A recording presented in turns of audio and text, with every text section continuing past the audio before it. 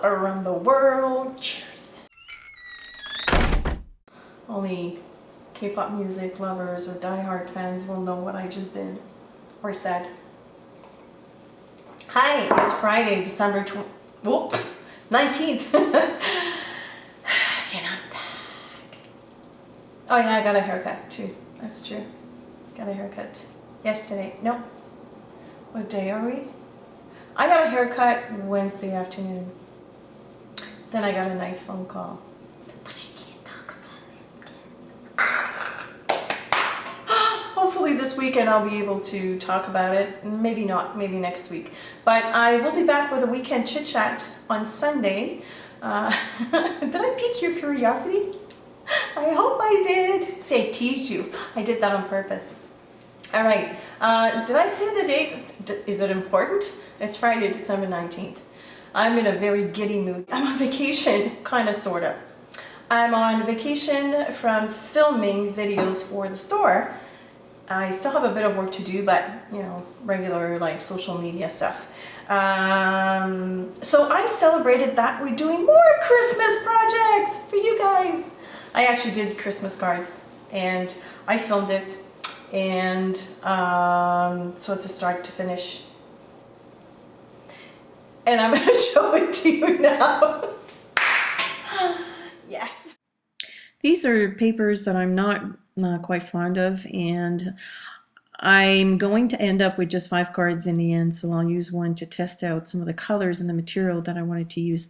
But I'm just covering them up with gesso with the intention of doing a specific technique, which kind of sort of worked, but not. But anyways, more on that later. Here are the 2 stamps that I'm using. They're designed by Ellen Vargo for Paper Artsy, and I love the versatility of them. So I'm grabbing this lines tower, for lack of a better word, and I'm applying 3D stamp paint on the stamp. And what I'm creating right now are a set of 3 candles. Now, one word of caution: when you use stamp paint on your stamps or even any regular paint, I suggest that you clean them up right after. I run mine under lukewarm water, and I haven't had a problem with them at all. So I'll just repeat the same steps for the rest of the papers. And now I'm taking a very light yellow big brush pen to color on the stamp. It's a leaves stamp, which I'm going to use to create the outline for the candlelight. It's just easier for me than to draw them by hand. That yellow is completely going away once I'm done with stamping. And I have 2 sizes of leaves on there. This is white paint, and my idea was to do a resist technique later on with distress paint. So I have a gesso background, I have white paint, which I know the distress inks will resist to the paint, but it also resists to the gesso. So it kind of failed in that respect, and you'll see why in a minute. So I'm grabbing tumbled glass and I'm going around the images, leaving a halo around the candles where the flames are.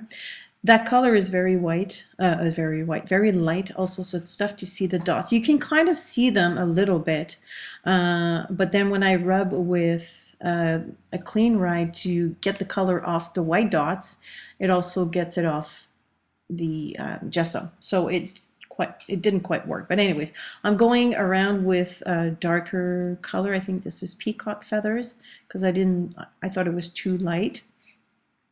And now you can see better the halo that I'm leaving around the candle lights. I mean, it's still a nice effect, but to soften up the edges around the candles, I'm going over with a baby wipe. I'm not rubbing, I'm just pouncing on the ink. I mean, it's a nice effect, don't get me wrong, I like it. I can still see the dots, but it's not what I was looking for. But I just went with it.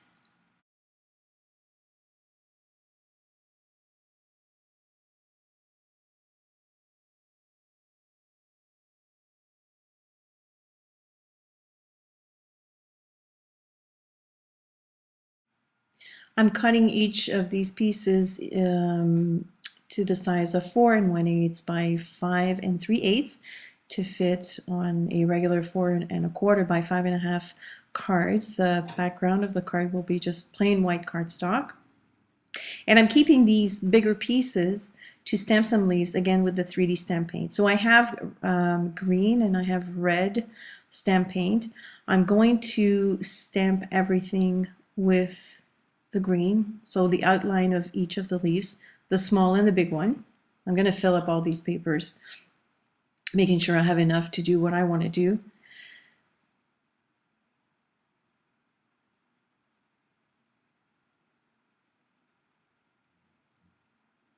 Here are the small ones.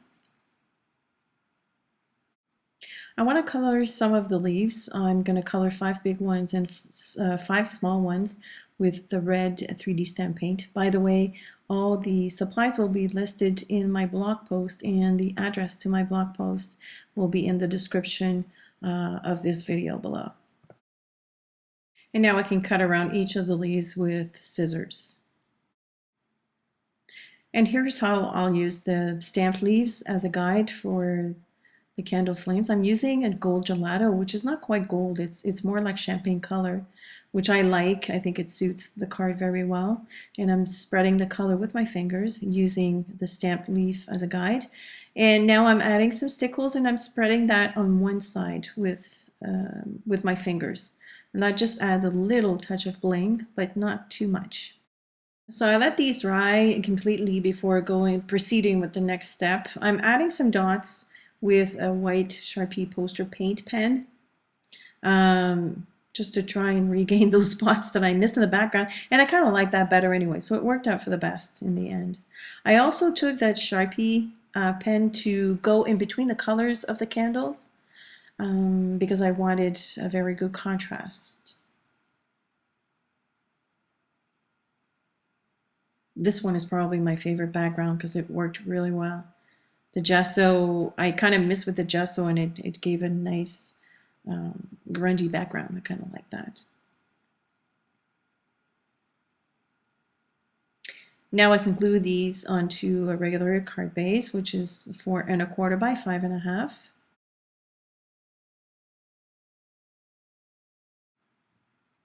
I'm going to handwrite the sentiment with a permaball pen. I think it makes the card a little bit more personal. And when I use my technique of doubling up the descending lines of my handwriting, it makes it special, and it's really not hard to do. I'm not particularly fond of my handwriting, but by doing this trick, I kind of like it better. It makes me like it more. So there are the cards, and as a finishing touch, I'm adding a bit of gold stickles on the red candles only, just because I needed that one to pop. And now I can add the leaves. I varied the amount of leaves and the placement of each leaf on each of the cards, just for added interest and so that I won't get bored, I guess. And then I'm adding sequins in lieu of the berries. Sequins are big this year, and I absolutely love sequins, so I have a whole stash of them now. I'm adding tiny, tiny pearls in the center of the bigger sequins. I'm adding 3 sequins per card, so a large one and 2 small ones. And I'm just gluing that with my regular liquid glue. And there they are. There's actually 5. One of them is hidden at the top there. I don't know why. I love how they turned out. They have sort of that surreal quality to them just because of the gelato, the way I rub the gelato with the finger, with my fingers. It kind of created a halo around that, and I love that. So you see, when you buy, okay, let's backtrack. You know that I've purged a lot when I came into this place. Now, for me, when I buy what I call a luxury item for me is either stamps or stencils, stuff like that, you know, like paints and glue and tools are essentials to my crafting, to my art, but the rest is all luxury. So when I buy something like this, I always ask myself, how many ways, how many different ways can I use this stamp? I'm not sure how exactly I thought of candles. You would think that I kind of have Christmas out of my head now because I've done so many projects for the store, but I don't know, I kind of felt like doing that. These are going out to very special people. That's why I decided to incorporate my own handwriting as opposed to taking a stamp and stamping the sentiment. I think it just adds a very personal touch to a card. And really, I know what you're going to say, oh, but I don't like my handwriting.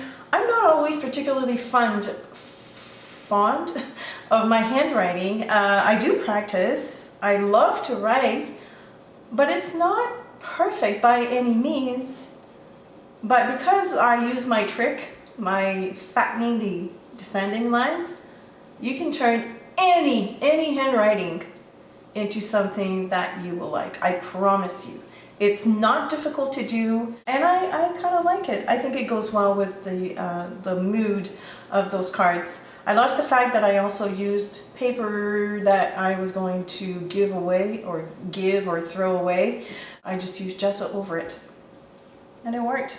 I love it. My favorite, I think, is this one because it has a lot of, you can see a lot of the paper in the background. I kind of like that. And I like what I did with the stickles. Well, that's it, I think. Yeah, I'll be back this weekend with the chit chat. In the meantime, thank you so much for watching. If you've enjoyed this video, please give it a thumbs up. It helps. And if you haven't subscribed already to my channel, you can do so above. I don't know where the button is, but just click on subscribe. It's easy. I will also list the supplies on my blog, so watch for my blog post. And that's it. If you have any questions or comments, please leave them below, and I will see you later. Bye!